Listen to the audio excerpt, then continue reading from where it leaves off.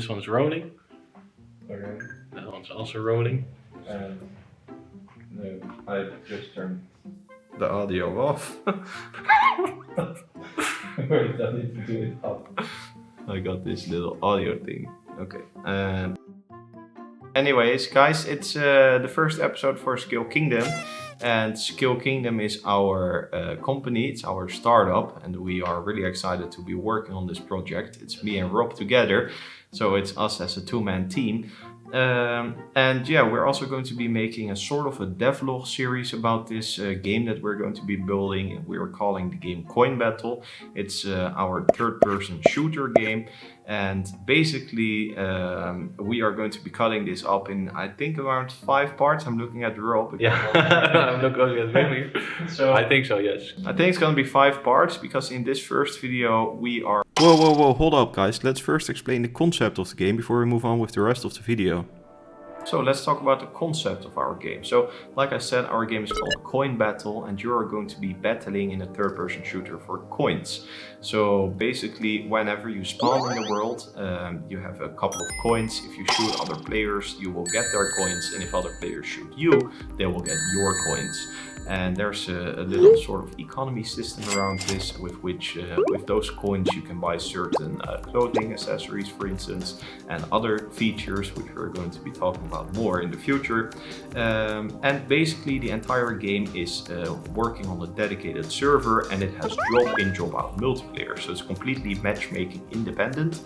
I don't have this set up right now because right now for testing purposes I use a client server model using Steam, so that me and my friends and that Rob and I can basically quickly test and iterate on the game. But as soon as we're going to be distributing this game, it's going to be working on a dedicated server model, hopefully allowing up to 30 players per instance. And then when there's more people online, we're going to be cutting up the instances into more instances, which are each going to be run on their own dedicated server.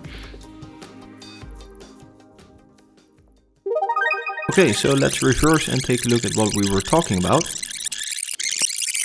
Calling the game Coinbattle. It's our third-person shooter game, and basically we are going to be cutting this up in, I think, around 5 parts. I'm looking at Rob. Yeah, I'm not going to get here. So I think so, yes. I think it's going to be 5 parts because in this first video we are covering basically the basic gameplay, so how we set up the third-person character and how we made all of the movement. Basic movement. Yeah, basic movement. And Rob also set up all of the animations. So we got locomotion, 8D directional movement. And that was, well, not so hard for me to set up in Unreal because I've worked with this before. But for Rob it was quite a challenge. And we started off by creating a character which was... it was a very high fidelity model, so it was pretty high poly, and it was also very human-like, so it looked pretty realistic. But in the end we discovered that that was kind of hard to work with because it had a bit too much detail. So we decided to make it simpler and create a kind of a blocky, low poly man, which I think in the end turned out really good, and it has a really cool stylized look to it. Yeah, I think actually the decision to go for this blocky type character, and we are going to improve upon this blocky type character, but we are keeping the game essentially simple. And I think that's a really smart choice, because when you're building a third-person shooter, an online third-person shooter for that matter, you really need to keep into account that you're working with 2 people here making the entire game. And if you're going in a direction which is really high level of detail basically, then it's going to be hard to keep that up in the long term as well. And just in the overall development, it's gonna take way more time, and it slows things way down. Yeah. It keeps us flexible to work with a low poly character. Yeah, exactly. And for us, like we sort of, you know, there's so many systems that go into making a good third-person game. So there's way more to focus on than just the looks of the game.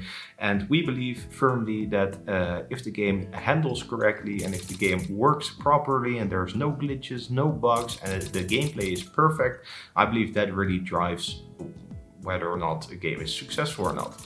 So yeah.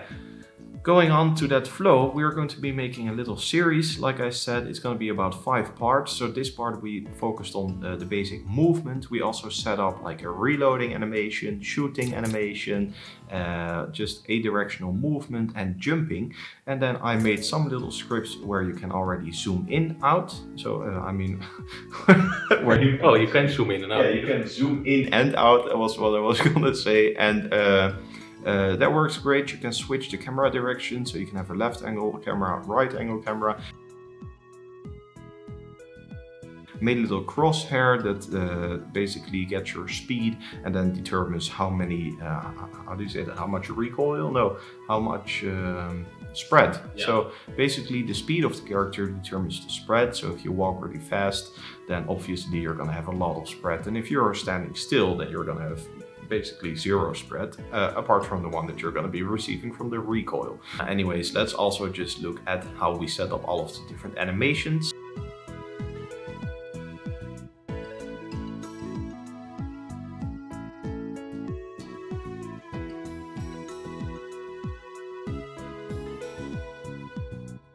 Wow! And in order to set up the animations, we needed a cool rig that was easily able to be animated. So what I did is I created an IK rig where we could easily manipulate the hands and the arms using the gun itself. So we made the gun and I gave it bones, and if you move the gun, the arms moved with it, which is very easy to animate all the animations we need for our character, because it has different poses where you zoom in, or where you are zoomed in with the gun and where you're zoomed out, or when you're running with the gun and the arms just follow the gun automatically.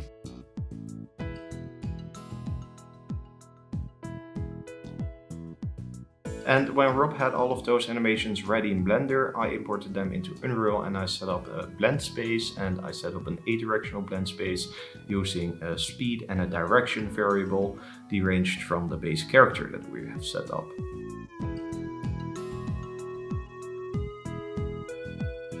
Then I set up the basic animation graph and I made sure that everything was working fine.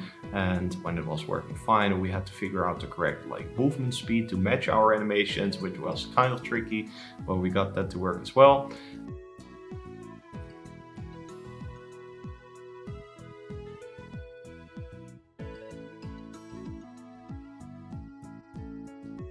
So for now we made the basic movement where you have 8 directional movement, and we have some simple animations like reloading and jumping. But in the future we also want to add crouching, for example, and then when you crouch you should be able to roll forward, and also proning where you can lay on the ground.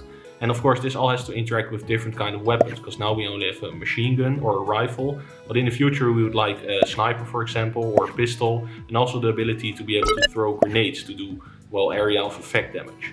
So that's something we'll be working on in the future. That requires a little bit more animations from my side, and also more interactions from Wim's side where he has to actually make it with the blueprint. And on top of that, we also want to add vehicles, for example, where we have, for example, boats or cars or maybe airplanes even, and a parachute, kind of like a Battle-royale style. That's something we will add in the future. For now, we have the basic movement down, and we can just keep on adding and adding on top of this. Then we worked on setting up a starter arena. So this is our starter arena. Look at the time lapse of how we made this.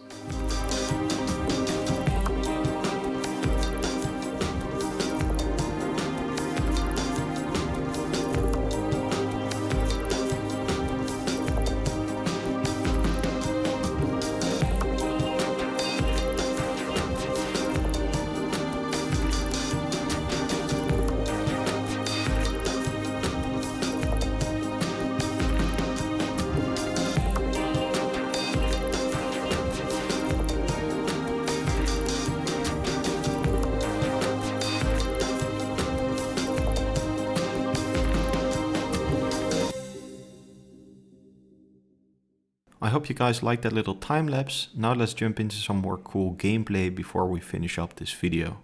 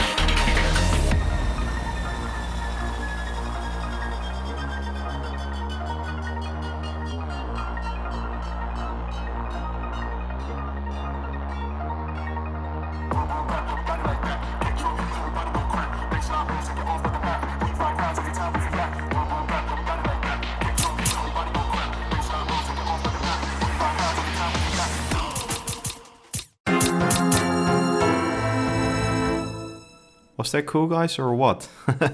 Okay, now let's talk about the other video parts coming of this series, so you guys know what to expect. In the next episodes, we're going to be covering other parts. The next video will be not about like the basic movement setup, but will be more about event systems. So how to deal with health points, with damage points, basically. How to determine when you win or when you lose. Like I said, there's this currency that we're working with, so you will get coins from other players. We are setting up that entire system, and then basically after that we are probably going to be working on the user interface, I guess. I think that's a big part of it, because you need to be able to drop in and drop out of the match also, and of course see how you're doing, how many kills you have, and that kind of stuff. Yeah, so we're going to be working on a little hut, probably in episode 3. And then in episode 3, we're also going to be setting up all of the other user interface stuff. So a proper main menu, proper options, proper settings, all of that stuff.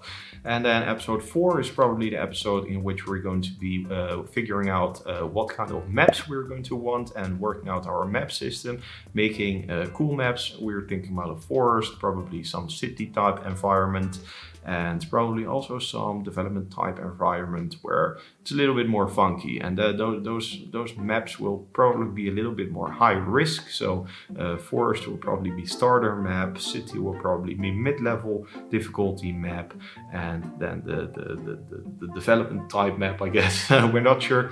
But the level 3 map is going to be high risk. And what we mean by this is that if you're playing in the forest map, you cannot lose that many coins. And then as you go up in risk level, the more coins are risked and can be lost to other players. And I think that concept will become more clear over time during our devlogs. Yeah. Because right now we were just focused on actual gameplay and the actual movement, but later on we'll be implementing our concept into the game, and you guys will see what it is all about.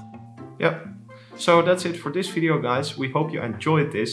If you want to keep up with this series, then make sure to like and subscribe. That helps us out a lot, and plus you're going to be receiving notifications when we upload. So yeah, we're going to be uploading a video about this series probably once every 2 weeks. And during this period, we are just going to be creating more tutorials for you guys, and also going to be expanding on our devlog series. So be on the lookout for that. Check out our website that we're going to be releasing early next week, where you can follow this schedule, what we're going to be uploading. And yeah, that's all, guys. Hope you enjoyed this video. Anything you want to say, Rob? Well, thanks for watching. It was really fun to get this working, and I think it turned out really cool. So I'm excited for what we're going to be making next, and for you guys to see that. So anyways, I think that's the end of it. And yeah, thanks for watching. See you in the next one. See you in the next one, guys. Bye-bye. Bye.